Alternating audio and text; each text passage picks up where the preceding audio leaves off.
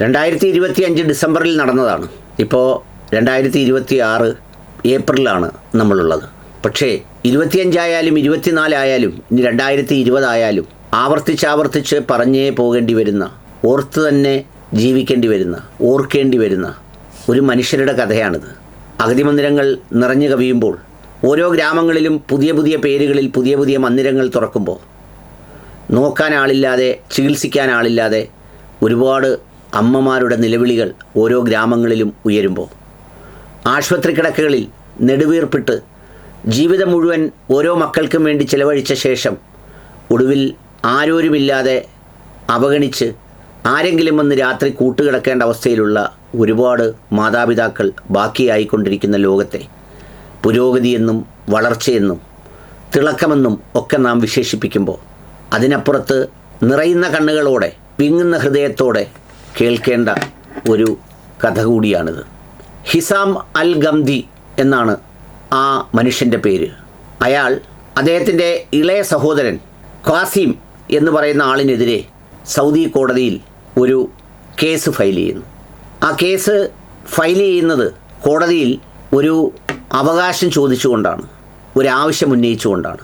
ഒരു സഹോദരൻ മറ്റൊരു സഹോദരനെതിരെ കേസ് ഫയൽ ചെയ്യുന്നതും, ഒരു സഹോദരി മറ്റൊരു സഹോദരിക്കെതിരെ അല്ലെങ്കിൽ സഹോദരങ്ങൾക്കിടയിൽ കേസ് ഫയൽ ചെയ്യുന്നതൊന്നും ഇന്നൊരു പുതുമയുള്ള കാര്യമല്ല. പലരും മരിച്ചിട്ട് കാണാൻ പോലും വരാതെ ഖബറടക്കങ്ങൾ നടത്തിയ, ശവസംസ്കാരങ്ങൾ നടത്തിയ ഒരുപാട് സംഭവങ്ങൾ നമ്മുടെ നാട്ടിലും ചുറ്റുപാടുകളിലും നടക്കുന്ന കാലത്ത് ഒരു സഹോദരൻ തൻ്റെ ഇളയ സഹോദരനെതിരെ കേസിന് പോകുന്നതിൽ എന്താണ് ഇത്ര വാർത്ത എന്നൊരു കൗതുകം നിങ്ങൾക്ക് തോന്നിയേക്കും. ഇതിലൊരു കൗതുകമുണ്ട്. എന്തിനെന്നറിയോ? ആ മൂത്തയാൾ കേസിന് പോയത് 100 വയസ്സുള്ള ഉമ്മയെ എനിക്ക് പരിചരിക്കണം, ഞാനാണ് മൂത്ത മകൻ, ഞാനാണതിന് അവകാശി, ആ പരിചരണത്തിൻ്റെ പുണ്യം എനിക്കാണ് ലഭിക്കേണ്ടത്, ആ പരിചരണത്തിൻ്റെ ത്യാഗം ഞാനാണ് അനുഭവിക്കേണ്ടത്. ഇളയ അനുജനെതിരെയാണ് കേസിന് പോയത്. അനുജനും മറുവാദവുമായി കോടതിയിലെത്തി. അനുജൻ്റെ വാദം എന്താണെന്നറിയോ? അതൊക്കെ ശരിയാണ്, പക്ഷേ അദ്ദേഹവും വയസ്സായി, എൻ്റെ ഉമ്മയ്ക്ക് 100 വയസ്സായി, അദ്ദേഹത്തിന് ഏതാണ്ട് 80 വയസ്സോളം കഴിഞ്ഞു. ഇനി അദ്ദേഹത്തിന് മാത്രമായി എൻ്റെ ഉമ്മയെ നോക്കാനാവില്ല, അദ്ദേഹത്തിന് ഭാര്യയില്ല, അതുകൊണ്ട് തന്നെ ഉമ്മയെ നോക്കൽ പ്രയാസകരമാവും അദ്ദേഹത്തിന്. ഞാൻ നോക്കും, എൻ്റെ കുടുംബം നോക്കും, അതെൻ്റെ അവകാശമാണ്.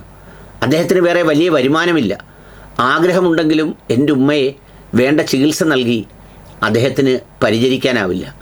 ഇതാണ് രണ്ടാമത്തെ മകൻ്റെ വാദം. അതിന് മൂത്ത മകൻ്റെ മറുവാദം എന്തെന്നറിയോ? ഞാൻ എൻ്റെ ഉമ്മയെ നോക്കാനും പരിചരിക്കാനും വേണ്ടിയാണ് വിവാഹം പോലും ഉപേക്ഷിച്ച് ഞാൻ നിന്നത്. എൻ്റെ ഉമ്മയ്ക്ക് വേണ്ടിയാണ് എൻ്റെ ജീവിതം, എന്നോടൊപ്പം തന്നെ ഉമ്മയുണ്ടാവണം, ഞാൻ വിട്ടുതരില്ല. സ്വാഭാവികം, കോടതി ധർമ്മസങ്കടത്തിലായി. അങ്ങനെയൊരു കേസൊന്നും നമ്മുടെ നാട്ടിലുണ്ടാകുമെന്ന് എനിക്ക് തോന്നുന്നില്ല. എവിടെയെങ്കിലും അങ്ങനെ ഉണ്ടായിട്ടുണ്ടെങ്കിൽ നിങ്ങൾക്ക് അതിൽ കമൻ്റ് എഴുതാം. പക്ഷെ ഒരുപാട് മക്കളുണ്ട് അമ്മയെ വിട്ടുകൊടുക്കാതെ, ഒരിക്കലും ആർക്കും കൊടുക്കാതെ എനിക്ക് തന്നെ വേണം എന്ന് പറഞ്ഞ് നിർബന്ധപൂർവ്വം തൻ്റെ കൂടെ നിർത്തിയ, അല്ലെങ്കിൽ ആ സന്തോഷം അനുഭവിച്ച, അത് അവസാനം വരെ ആസ്വദിച്ച ഒരുപാട് മക്കളുണ്ട്. ഒത്തിരി ഇനിയും വേണം എന്നാഗ്രഹിക്കുമ്പോൾ നഷ്ടപ്പെട്ടു പോയവരുണ്ട്. പക്ഷേ ഇങ്ങനെയൊരു വ്യവഹാരം എവിടെയെങ്കിലും ഉണ്ടായിട്ടുണ്ടോ എനിക്കറിയില്ല. അവസാനം കോടതി ആ കേസ് മുഴുവൻ പരിശോധിച്ചു. ഏറ്റവും ഒടുവിൽ കോടതി തീരുമാനിച്ചു ആ ഉമ്മയോട് ചോദിക്കാം എന്ന്. ഉമ്മയോട് ചോദിച്ചു, മൂത്ത മകനോടൊപ്പം പോകണോ രണ്ടാമത്തെ മകനോടൊപ്പം പോകണോ എന്ന്. ഇളയ മകനോടൊപ്പം. ഉമ്മയുടെ മറുപടി അതിനേക്കാൾ കുറച്ചുകൂടി വ്യക്തമായിരുന്നു. എൻ്റെ 2 കണ്ണുകളാണ് ഈ 2 ആൺമക്കളും, അതിൽ ഏത് വേണം എന്ന് എനിക്ക് പറയാനാവില്ല. ഈ 2 കണ്ണും എൻ്റേതാണ്. വീണ്ടും ജഡ്ജിയാണ് ധർമ്മസങ്കടത്തിലായത്. ഒടുവിൽ ജഡ്ജി വിധി പ്രസ്താവിച്ചത് ഇങ്ങനെയാണ്: 2 മക്കൾക്കും അവകാശമുണ്ട്, മൂത്ത മകന് കൂടുതൽ അവകാശമുണ്ടെന്നും പറയാം.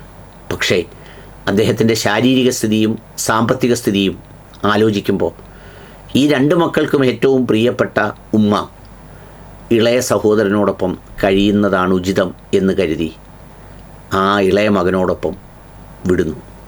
ഏത് സമയത്തും എപ്പോഴും മൂത്ത മകന് കാണാനും സന്ദർശിക്കാനും ഒപ്പം നിൽക്കാനുമുള്ള അവകാശത്തോടെ. പിന്നെ ആ കോടതിയിൽ കേട്ടത് ഒരു നിലവിളിയായിരുന്നത്രേ. ഉമ്മ നഷ്ടപ്പെടുന്ന, അല്ലെങ്കിൽ തന്നിൽ നിന്ന് അല്പമെങ്കിലും അകന്നു പോകുന്ന ഒരു മൂത്ത മകൻ്റെ വേദനയുടെ നിലവിളി. അങ്ങനെയുമൊക്കെ ഉള്ള മനുഷ്യരുടെ ലോകത്താണ് നമ്മൾ ജീവിക്കുന്നത് എന്ന് പറഞ്ഞതേ ഉള്ളൂ. പലതും ഇനിയെങ്കിലും കാണുമ്പോഴും ഓർക്കുമ്പോഴും ഈ രണ്ട് മക്കളെയും ഈ ചരിത്രപരമായ കോടതി വിധിയെയും ഒക്കെ നമുക്ക് ഓർത്തിരിക്കാം. ഈ കഥ വളരെ അത്യാപൂർവങ്ങളിൽ അപൂർവമായി യൂറോപ്പിലും കാശ്മീർ ലൈഫ് എന്ന് പറയുന്ന ഒരു മാധ്യമത്തിലുമൊക്കെ വിശദമായി ഇതിൻ്റെ സ്റ്റോറി മുഴുവൻ വന്നിരുന്നു. ഇരിക്കട്ടെ, ഇത് പല മക്കൾക്കും അയച്ചു കൊടുക്കാൻ ഉമ്മയ്ക്കും ഉപ്പയ്ക്കും ഈ കഥ ഉപകരിച്ചേക്കും. ഒരു വരി കൂടി പറഞ്ഞ് അവസാനിപ്പിച്ചില്ലെങ്കിൽ ഇത് പൂർണ്ണമാകില്ല. ഈ മക്കൾ രണ്ടും ആഗ്രഹിച്ചത് ഈ ഉമ്മയുടെ സമ്പത്തല്ല, ഈ ഉമ്മയെ അങ്ങനെ സന്തോഷിപ്പിക്കുന്നതിലൂടെ നാളെ മരണാനന്തരം അവർക്ക് ലഭിക്കുന്ന സ്വർഗത്തെക്കുറിച്ചാണ്. എത്രയോ നൂറ്റാണ്ടുകൾക്ക് മുമ്പ് ഒരു പ്രവാചകൻ പറഞ്ഞു വെച്ചിട്ട് പോയ ഉമ്മയുടെ പാദത്തിനടിയിലാണ് സ്വർഗം എന്ന മനോഹരമായ ആ വചനത്തിൻ്റെ പുതിയ കാലഘട്ടത്തിൻ്റെ ഏറ്റവും വലിയ സമ്പാദ്യവും ഇൻവെസ്റ്റ്മെൻറ്റുമാണ്. ഈ കറൻസിക്ക് മൂല്യം കുറയുന്നില്ല. ഈ ഇൻവെസ്റ്റ്മെൻ്റ് ഒരിക്കലും പാഴായി പോകുന്നുമില്ല.